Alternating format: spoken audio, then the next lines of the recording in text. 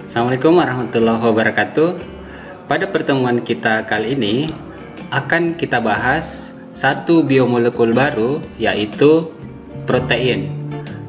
Pada pertemuan yang lalu telah dituntaskan pembahasan mengenai karbohidrat, yaitu molekul-molekul yang menyusun tubuh dari tanaman.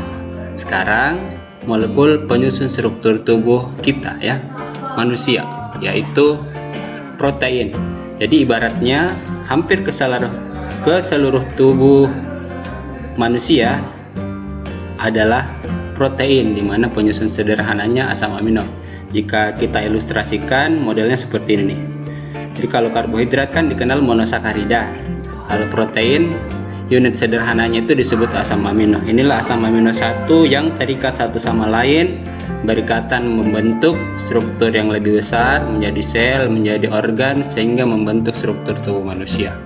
Mulai dari ujung rambut sampai dengan ujung kuku kita di kaki, hampir semuanya itu adalah protein. Untuk lebih jelasnya, kita akan bahas satu persatu. Pada pembahasan yang sebelumnya harusnya sudah dikenali bahwa biomolekul penyusun makhluk hidup itu kan paling tidak kita bisa bagi menjadi 7 golongan utama. Ada air sebagai komponen terbesar, lalu yang kedua karbohidrat, ini telah kita bahas, dan sekarang kita akan bahas yang ketiga, protein. Lalu yang keempat ada lipid, sedangkan yang berikutnya nukleotida, vitamin, dan mineral. Fokus kita hari ini adalah protein.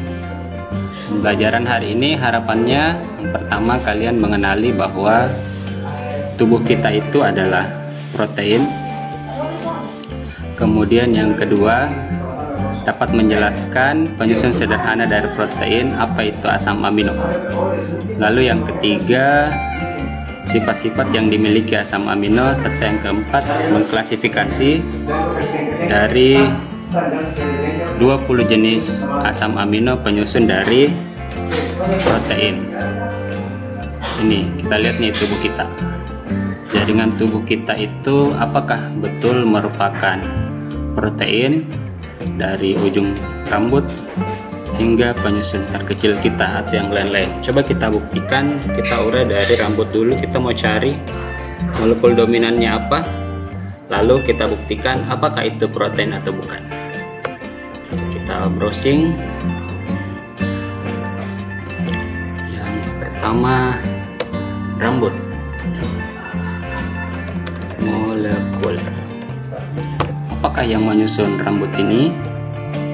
Kalau kita besar, kalau dari sini udah kelihatan sih, ini keratin, ya, protein keratin. Nih. Jadi struktur sederhana dari rambut itu dibentuk dari protein yang disebut keratin. Apa itu keratin? Keratin.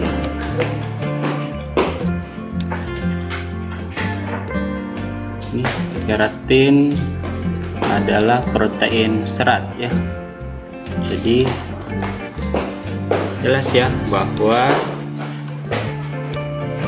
rambut itu penyusun molekul dominannya disebut keratin. Dia betul adalah protein. Jadi tentu sebenarnya ada molekul lain selain keratin, begitu juga dengan yang lainnya. Tapi yang kita cari adalah molekul dominannya. Ini sisa kalian lengkapi tugas yang berikutnya 2 dan 8, ditelusuri dengan cara yang sama untuk membuktikan apakah itu protein atau tidak. Setelah terisi semua, akan tergambarkan tubuh kita itu betul adalah protein atau bukan. Lalu yang berikutnya, ilustrasinya seperti ini. Jadi seorang binaragawan jika akan membentuk otot, tentu diet yang disarankan atau makanan yang dikonsumsi itu diharapkan kaya dengan protein. Jadi tidak ada binaragawan yang makan nasinya banyak gitu, ya. Kan kita sudah bahas karbohidrat itu nasi ya, nasi itu karbohidrat, bukan untuk membentuk otot. Karbohidrat hanya akan dikonversi menjadi energi, walaupun dicadangkan ya sedikit ya dalam bentuk glikogen. Pembentukan otot itu adalah protein ya. Protein ini kalau kita urai secara molekul akan terurai menjadi struktur polipeptida, nanti peptida dan asam amino pembentuknya.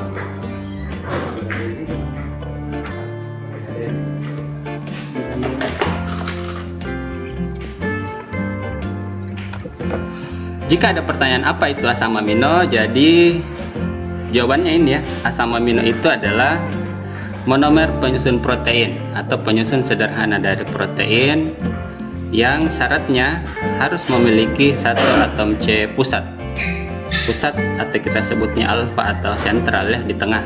Ini kalau menggambar bikin C pusat, lalu karena C ini tangannya 4, syaratnya harus mengikat 4 gugus, semuanya ini harus ada. Yang pertama gugus karboksil COOH nih, atau dalam bentuk terionisasinya menjadi CO- ya. Disarankan kalian gambarnya di kanan. Lalu kemudian di gugus yang kedua mengikat amina NH2 atau NH3+ jika terionisasi.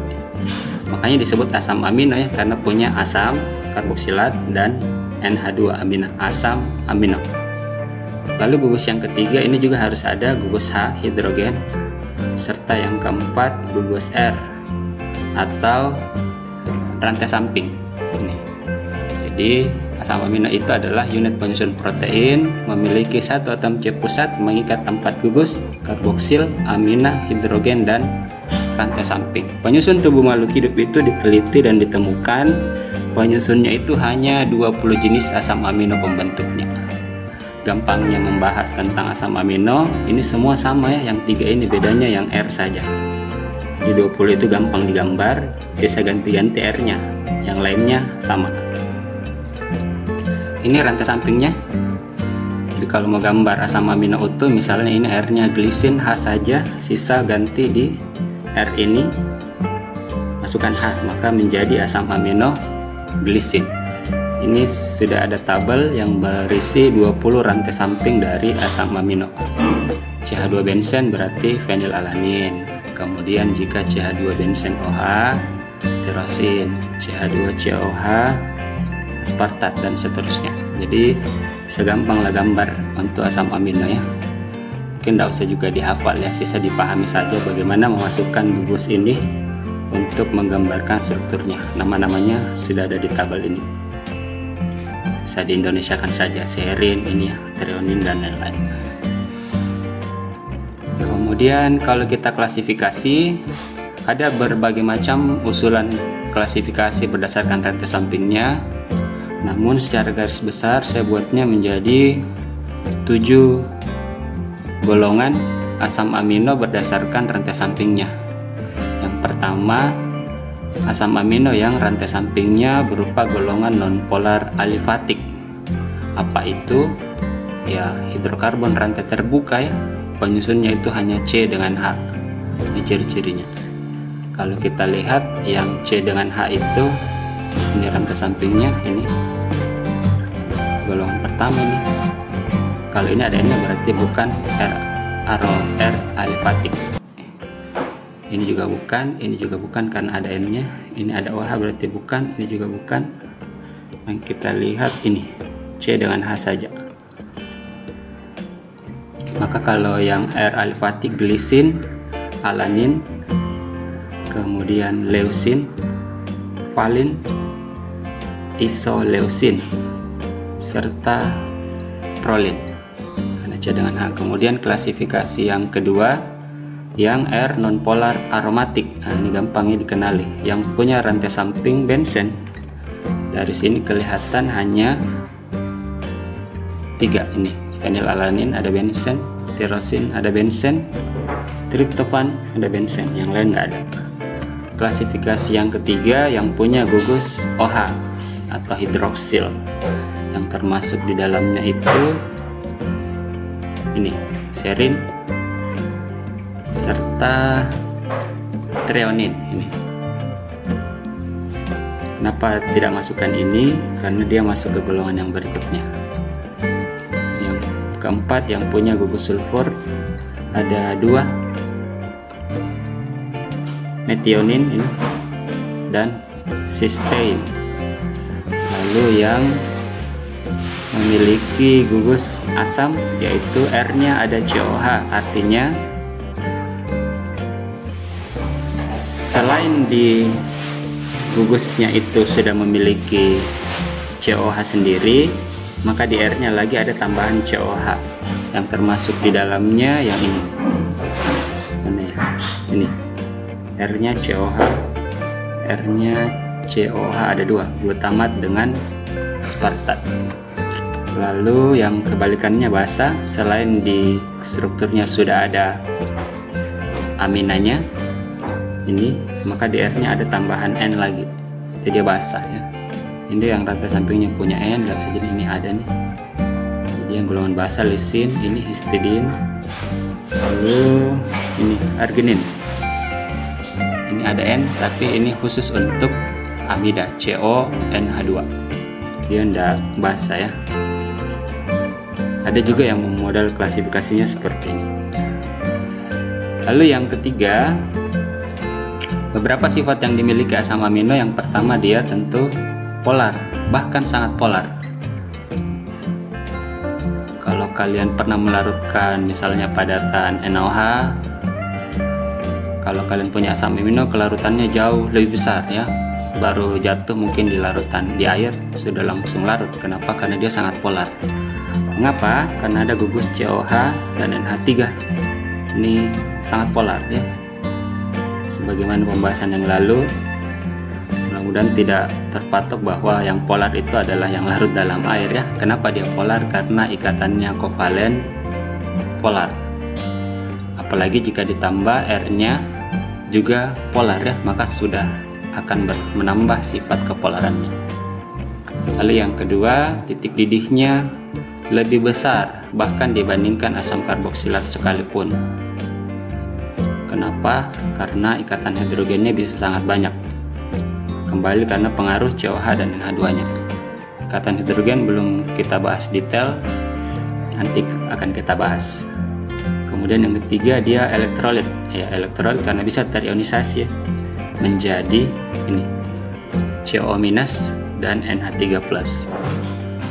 Lalu sifat yang keempat, ada sifat khusus yang dimiliki oleh asam amino, disebutnya Sweeter ion. Apa itu Sweeter ion? Di kondisi yang sama dapat bersifat ion positif serta juga bersifat ion negatif ya, positif dan negatif. Positifnya dari NH3+, CO- bentuk ion negatif ya, namanya Sweeter ion. Kemudian sifat yang kelima, memiliki pH isoelektrik, yaitu pH spesifik untuk setiap asam amino. Dari 20 jenis asam amino itu punya pH yang khas, sehingga berdasarkan pH ini kita bisa tentukan asam aminonya juga. pH seperti ini berarti asam amino A dan seterusnya. Yang terakhir, sifat yang keenam, amfoter. Di satu asam amino otomatis juga dapat bersifat asam dan juga bersifat basa, karena ada COH sifat asam dan NH2 bersifat basa. Ini klasifikasinya. Sehingga jika ingin digambar asam amino secara utuh akan menjadi seperti ini ya. Semua sama, punya C pusat, COH, H dan NH2, bedanya cuma rantai sampingnya ini. Rantai samping ya. Semuanya sama. Bahkan yang serius seperti ini sama semua nih. C pusat, COH, NH2H. Ini yang berbeda hanya rantai sampingnya. Itu saja, mudah-mudahan bisa dipahami. Ini latihannya silahkan dikerjakan. Assalamualaikum warahmatullahi wabarakatuh.